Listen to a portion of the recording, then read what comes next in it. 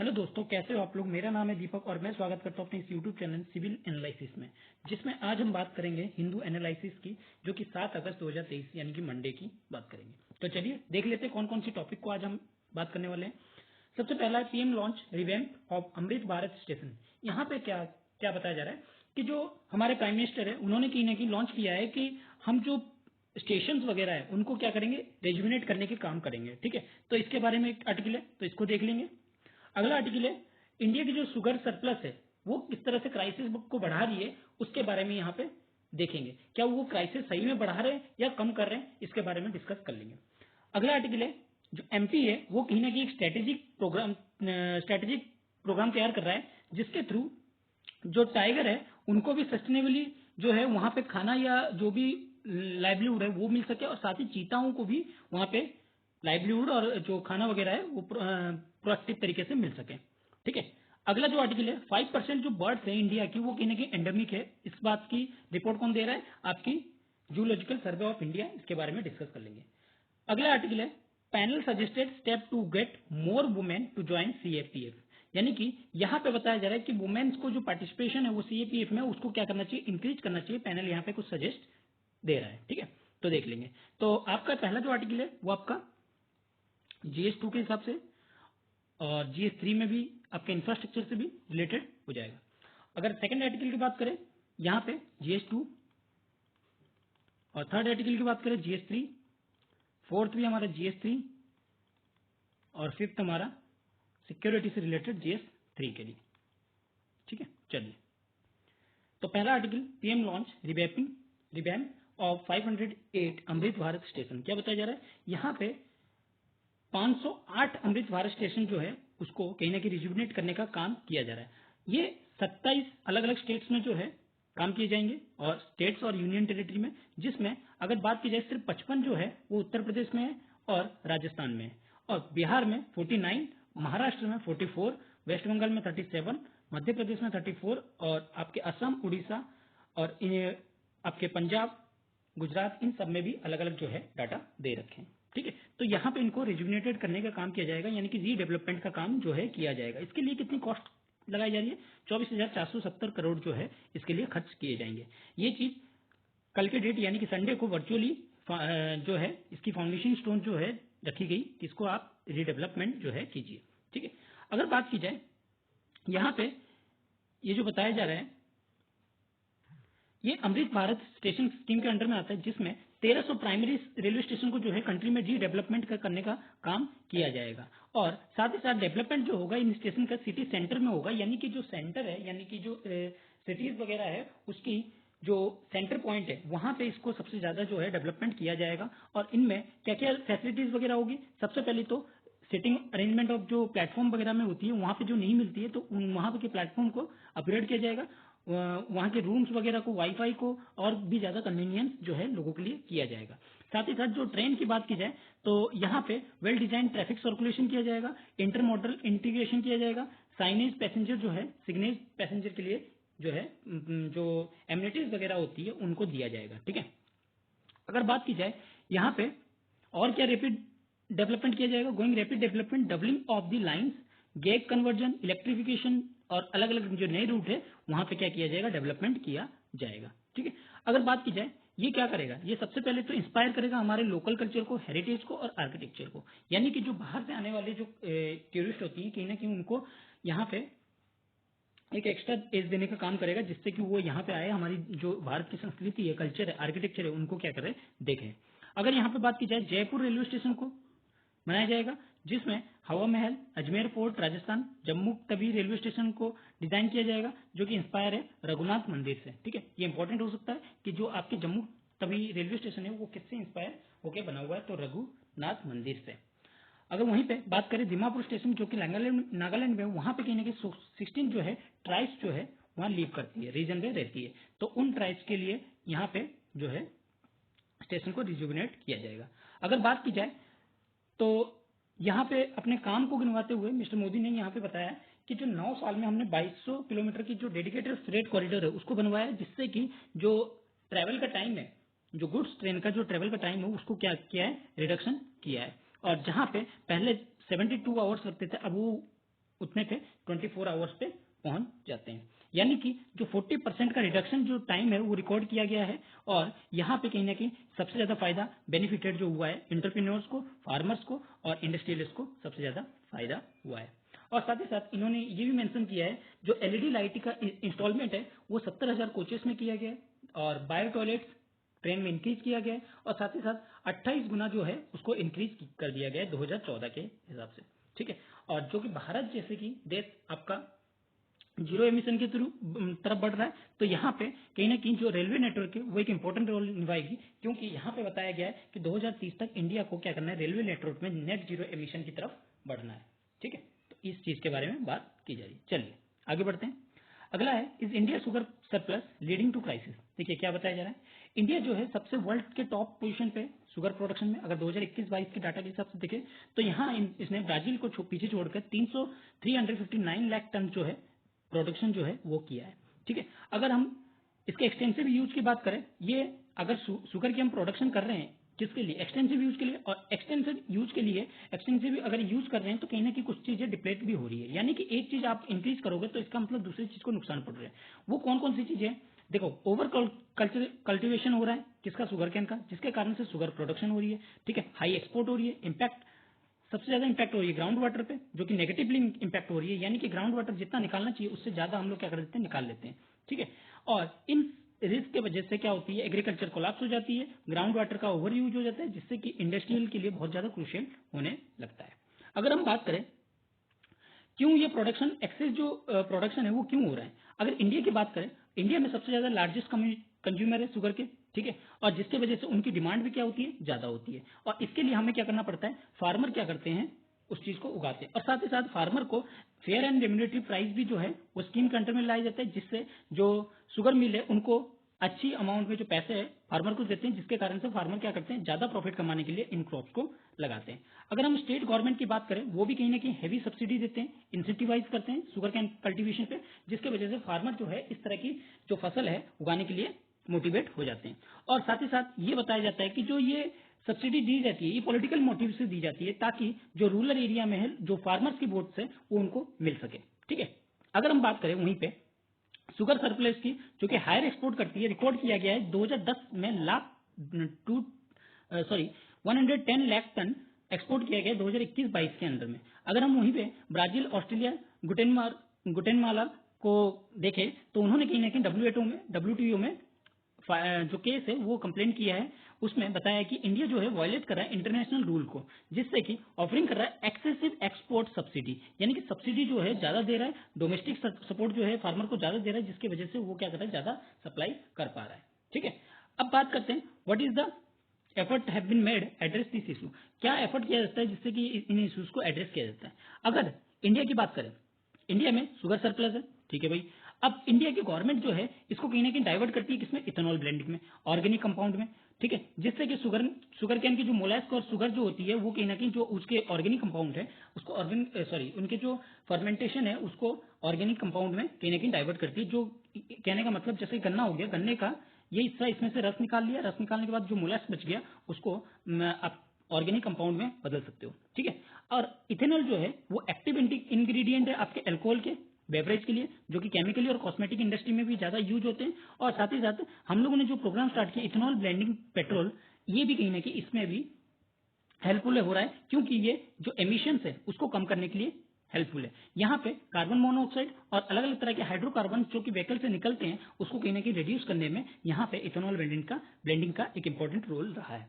अगर हम गवर्नमेंट की बात करें, इन्होंने लॉन्च किया है ईवीएपी प्रोग्राम 2003 में ही लॉन्च किया था। ठीक है, जो यानी कि इथेनॉल ब्लेंडिंग प्रोग्राम को लॉन्च किया था 2003 में, जिसके वजह से जो क्रूड ऑयल है उसकी जो इंपोर्ट है उसको हम लोग क्या कर सके, रिड्यूस कर सके, और साथ ही साथ जो ग्रीन हाउस की एमिशन है जो पेट्रोल बेस्ड व्हीकल से होती है उसको क्या कर सके, रोक सके, यहाँ के लिए, जिससे फेयरली सक्सेसफुली हुआ भी है। और यहाँ पे हमने जो टारगेट लिए थे पहले 5% की, लेकिन अब उस टारगेट को हम लोगों ने 2025 तक कितना कर दिए, 20% जो है कर दिए, कि 2025 तक हम 20% की जो इथेनॉल ब्लेंडिंग है वो करेंगे। और गवर्नमेंट यहाँ पे कहीं ना कहीं गुड्स और सर्विस टैक्स जो है वो भी इथेनॉल पे क्या है, रिड्यूस की है, जो कि पहले 18% था, अब वो 5% पे आ गई है 2021 में। उसी साल अगर बात की जाए 394 यानी कि 394 लाख टन जो है शुगर जो है प्रोडक्शन किया जाता था और लगभग 350 टन जो है वो डाइवर्ट किया जाता था प्रोड्यूसिंग इथेनॉल के लिए। ठीक है, इथेनॉल के प्रोडक्शन के लिए डाइवर्ट किया जाता था। अगर इंडिया की बात की जाए उसने कहीं ना कहीं 10% की जो मंथली 10% जो है इथेनॉल ब्लेंडिंग है वो पहले ही अचीव कर ली, यानी कि जितनी टारगेट जो डेट दिया गया था, टारगेटिंग डेट दिया गया था, उससे पहले ही उसने अटेंड कर लिया। ठीक है, इसी वजह से हमने क्या किया 20% को जो इथेनॉल ब्लेंडिंग है वो 2025 तक रख दिया।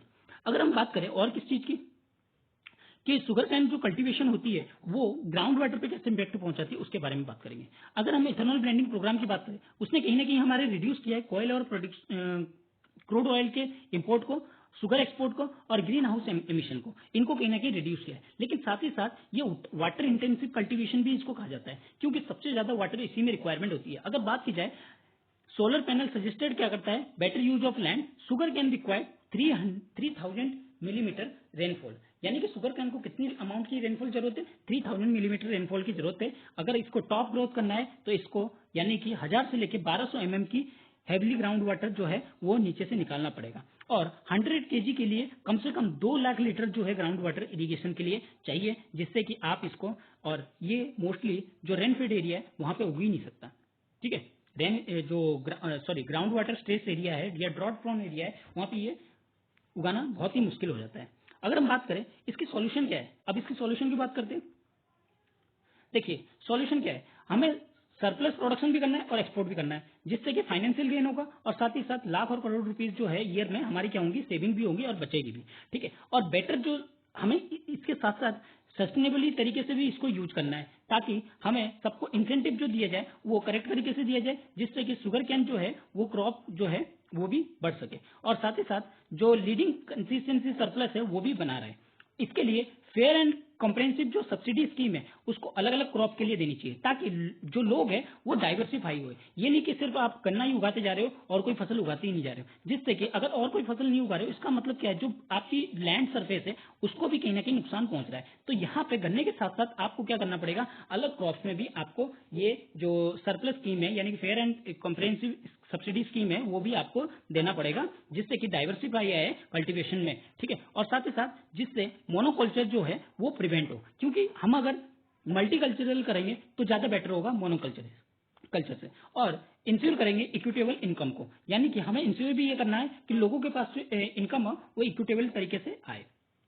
इसके लिए हमें वाइडर रेंज ऑफ प्रॉफिटेबल हो, less resources intensive crop can be lower strain virtual natural resources, जो नेचुरल रिसोर्सेज है उसके लिए भी ये इंपॉर्टेंट हो जाता है। अगर हम बात करें इन्वायरमेंटल रिस्पॉन्सिबिलिटी की तो शुगर कैन जो कल्टीवेशन की प्रैक्टिस है वो कहीं ना कहीं ग्राउंड वाटर पर डिपेंड होती है। इसके लिए हम लोग ड्रिप इरिगेशन का मेथड जो है यूज कर सकते हैं, जिससे कि हम लोग इसके जो लॉन्ग टर्म की इश्यूज है उसको टैकल कर सकते हैं। क्योंकि अगर ड्रिप इरिगेशन का इस्तेमाल करते हैं, ड्रिप स्लोली होता है लेकिन डायरेक्टली कहां पे पहुंचता है, रूट पे पहुंचता है, जिससे वाटर रिड्यूसिंग जो कंजप्शन है वो कहीं ना कहीं 70% तक कम कर देता है। यानी कि इरिगेशन मेथड में जो आप 70% पानी वेस्ट कर देते हो वो 70% क्या होता है, रिड्यूस हो जाता है। और इस मेथड को ऑलरेडी बहुत सारे पार्ट्स में, इंडिया के अलग अलग पार्ट्स में अपनाया भी गया है और गवर्नमेंट इसके लिए सब्सिडी भी दे रही है कि आप इस तरह के सिस्टम जो है सेटिंग करो, और इंडिया को कहीं ना कहीं इसके ऊपर वाटर सेविंग के लिए काफी ज्यादा इन्वेस्टमेंट भी और मैनेजमेंट की भी जरूरत है। ठीक है, अगर हम बात करें इरिगेशन वर्क की तो यहाँ पे rain water harvesting, waste water treatment और कैनल इरिगेशन जैसे कंसर्न जो एफर्ट है वो कहीं ना कहीं यहाँ पे चलता हुआ आ रहा है, जिसकी वजह से जो ग्राउंड वाटर की रिजर्वायर है उसकी स्ट्रेस को क्या कर सकते हैं, हम लोग कम कर सकते हैं। और इसके लिए हमें क्या चाहिए, सीडब्ल्यूजी जो कंडक्ट किया है significant research and generation valuable data, जो ग्राउंड वाटर अवेलेबिलिटी है और डिस्ट्रीब्यूशन है, बहुत सारे poor understand and mapped investigation ground reach therefore need consider seriously. तो यहाँ इसको समझना जरूरी होगा कि कहाँ पे हमें जो डाटा है उस डाटा का इस्तेमाल किस तरह से किया जाए और वहाँ इंटेंसिफाई जो क्रॉप्स है उसको किस तरह से उगाया जाए ताकि हम लोग का जो ग्राउंड वाटर है वो क्या हो जाए, रिड्यूस हो जाए और हम जो है प्रोडक्शन जो है ज्यादा अमाउंट में कर सके। ठीक है, चलिए आगे बढ़ते हैं।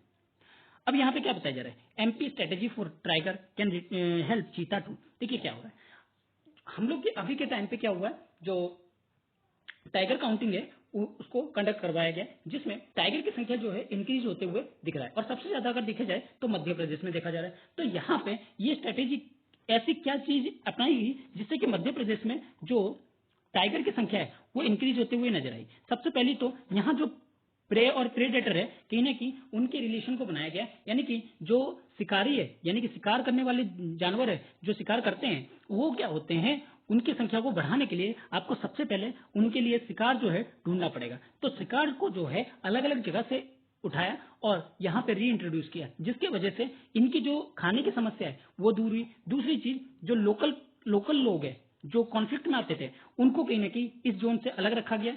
इनके लिए टाइगर रिजर्व जो है वो बनाया गया। अगर अभी की बात की जाए तो हमारी 53 टाइगर रिजर्व जो है इंडिया में स्टेब्लिश है, ठीक है। और इन टाइगर रिजर्व की वजह से क्या हुआ, जो टाइगर की संख्या है कहीं ना कहीं इंक्रीज होते हुए दिखा है। वही चीज अगर हम लोग बात करें चीता की, तो चीता को भी हम लोगों ने अलग अलग यानी कि अफ्रीका से मंगवाए थे, जिसमें नामीबिया से आपके 12 और 8 आपके साउथ अफ्रीका से जो चीता है वो लाए गए थे, जिसके कारण जिसमें 6 चीता की जो है अभी तक मौत हो चुकी है। उसके भी अलग अलग रीजन है, ठीक है। तो यहाँ पे क्या होना चाहिए, आप जितना इंपॉर्टेंस टाइगर को दे रहे उतना इंपॉर्टेंस आपको क्या देना पड़ेगा, चीता को देना पड़ेगा। यहाँ पे भी बैलेंस रखना पड़ेगा प्रीडेटर और प्रे के हिसाब से, यानी कि जो शिकार है और शिकार करने वाले हैं और जितनी शिकारी है उतने में आपको क्या करना पड़ेगा, बैलेंस रखना पड़ेगा। जब तक आप इनको दोनों को बैलेंस नहीं रखोगे तब तक कहीं ना कहीं ये जो संख्या है वो कहीं ना कहीं इंक्रीज नहीं होगी और साथ ही साथ इसकी संख्या क्या होती जाएगी, गिरती जाएगी। तो इसके लिए अलग अलग जैसे कि री इंट्रोड्यूस किया गया था स्पीसीज को, बारहसिंगा, ठीक है, जो सतपुड़ा के रेंज में, बांधवगढ़ रेंज में, इन सब एरिया में देख सकते हैं आप। इस आर्टिकल को पढ़ेंगे तो पता लग जाएगा। अगर बात की जाए सबसे ज्यादा, अगर टाइगर की बात की जाए, मोस्ट पॉपुलेशन जो रिजर्व टाइगर है वो कहीं ना कहीं जिम कॉर्बेट नेशनल पार्क में है जो उत्तराखंड में। उसके बाद हम बांदीपुर और नगर होल की देखें तो वहां पे भी टाइगर की संख्या काफी ज्यादा इंक्रीज होते हुए नजर आई है, ठीक है। चलिए आगे बढ़ते हैं। अगला है 5% of birds in India are sorry are endemic से जूलॉजिकल सर्वे ऑफ इंडिया। अभी क्या हुआ, जूलॉजिकल सर्वे ऑफ इंडिया ने ये बताया कि भैया जो 70 हम लोग आजादी के 75 साल बना रहे हैं, लेकिन 75 साल में ही क्या हुआ, 75 जो एनिमल्स है वो कहीं ना कहीं क्या हो रहे हैं, आपके एंडेमिक पोजीशन पे पहुंच रहे हैं, यानी कि कोई एंडेंजर्ड पोजीशन पे, कोई आपके क्रिटिकली एंडेंजर्ड में, कोई वल्नरेबल कैटेगरी में। तो इस तरह से पहुंचते हुए नजर आ रहे हैं, जो कि कितने बताए जा रहे हैं, 75 बताए जा रहे हैं, यानी कि जो कि 5% है किसका, हमारे इंडिया के बर्ड के पॉपुलेशन की। अगर इंडिया की बात की जाए, इंडिया में कहीं ना कहीं 12.4% जो है ग्लोबल बर्ड जो है डाइवर्सिटी है। यहाँ पे कम से कम 1353 यानी कि 1353 जो है बर्ड स्पीसीज जो है सिर्फ और सिर्फ इंडिया में ही होम पाए जाते हैं, और साथ ही साथ बहुत सारे माइग्रेटरी बर्ड भी जो है पाई जाती है। यहाँ पे अगर देखी जाए 78 यानी कि 5% जो है एंडेमिक है पूरी कंट्री में, ठीक है। यहाँ पे अलग अलग बर्ड्स जैसे कि नाम लिया गया है, यहाँ पे मणिपुर की बुश क्वेल, ठीक है, जो कि एंडेंजर्ड में है इंटरनेशनल आईयूसीएन की नेचर में, ठीक है। और वहीं पे हिमालय क्विल की बात की जाए, ये क्रिटिकली एंडेंजर्ड फॉर्म में है, ठीक है। जेडन कर्सर की बात की जाए, वो भी आपके क्रिटिकली एंडेंजर्ड फॉर्म में है, ठीक है। ये सारी चीजें जो है बताई जा रही है। और यहाँ पे सबसे ज्यादा जो एंडेमिक पोजीशन मानी गई है वो है वेस्टर्न घाट। वेस्टर्न घाट में लगभग लगभग 28 जो बर्ड स्पीसीज है वो एंडेमिक मानी जा रही है कि सिर्फ यहीं पे रहने वाली है, और साथ ही साथ इनको सबसे ज्यादा खतरा भी यहाँ पे फील हो रहा है, ठीक है। एंडेमिक होते जा रहे हैं। अगर बात की जाए जैसे कि आपके बायोलॉजिकल ज्योग्राफिकल हॉटस्पॉट में, जो कि आपके वेस्टर्न घाट आते हैं, जिसमें मालाबार ग्रे हॉर्नबिल्स हो गए, ठीक है, पैराकिट हो गए मालाबार की, असम्बू, लाफिंग थ्रस्ट, ये सारे जानवर क्या, ये सारे बर्ड्स क्या हैं आपके कहीं ना कहीं एंडेमिक होते जा रहे हैं, ठीक है। चलिए आगे बढ़ते हैं। लास्ट आर्टिकल आपका ये panel suggested step to more women to join CAPF. क्या बताया जा रहा है, यहाँ पे जो वुमेन की लो रिप्रेजेंटेशन है यानी कि सीएपीएफ में, उसको यहाँ पे पार्लियामेंट्री कमेटी ने क्या किया है, वुमेन्स वो होम मिनिस्ट्री को बताया है, जिसमें इन्होंने कहा है कि आप एक एनकरेजिंग स्टेप लीजिए जिससे कि इनकी ज्वाइन हो सके सर्विस वगैरह में, और इनको साथ ही साथ रिजर्वेशन भी मिल सके। ट्रांसजेंडर लोगों को भी यहाँ पे मोटिवेट करने की बात की है, इंकरेज करने की बात की है। और साथ ही साथ ये जो लेटेस्ट रिपोर्ट है इसने कहीं ना कहीं एक्सप्लोर किया है, जो वुमेन ऑफिसर है उनको कहीं ना कहीं सॉफ्ट पोस्टिंग वगैरह जैसे है हम लोग उसको दे सकते हैं, जो कि ज्यादा ही एक्सट्रीम स्ट्रेनियस जो वर्किंग कंडीशन है उनको ना देके हम क्या कर सकते हैं, इनको सॉफ्ट पोस्टिंग जो है दे सकते हैं। इससे क्या होगा, वुमेन एम्पावरमेंट जो है वो बढ़ेगी, वुमेन की पार्टिसिपेशन इंक्रीज होगी, और मोस्टली जो वुमेन है जो हम कहते हैं कि अलग उस सेक्शन में नहीं जा सकते, आर्मी सेक्शन में, कहीं ना कहीं उनको भी एक एज मिलेगा, और साथ ही साथ लोगों के बीच में भी एक अवेयरनेस की क्रिएट होगी कि देखो अगर हम हमारे पड़ोसी में कोई बच्चा अगर कुछ बनता है तो दूसरे पड़ोसी क्या कहता है, वो भी अपने बच्चों को इस तरह से बनाने की कोशिश करता है। तो यानी कि अगर एक बच्चा बनेगा तो वो इंस्पायर करेगा दूसरे और बच्चों को, जिससे कि ज्यादा जो वुमेन की पार्टिसिपेशन है वो क्या होगी, इंक्रीज होगी। अगर यहाँ पे बात की जाए, कमेटी ने जो कि यहाँ पे बताया कि वुमेन पर्सनल जो सीएपीएफ के हैं एंड असम राइफल के सिर्फ 3.76% है कि कब सितंबर 30, 2022 के हिसाब से। और इसको कहीं ना कहीं reservation, no specific reservation for women, यानी कि वुमेन के लिए कोई भी स्पेसिफिक रिजर्वेशन नहीं है। तो इसी की वजह से 3.76 का जो परसेंट है वो सीएपीएफ और असम राइफल में इसको कहीं ना कहीं इंक्रीज करने की यहाँ पे जरूरत है। ठीक है, चलिए। तो आई होप कि आपको आज का लेक्चर अच्छा लगा होगा। अगर लेक्चर अच्छा लगा है तो इसको लाइक कीजिए, अपने दोस्तों के साथ शेयर कीजिए एंड सब्सक्राइब करना ना भूलिए। Thank you.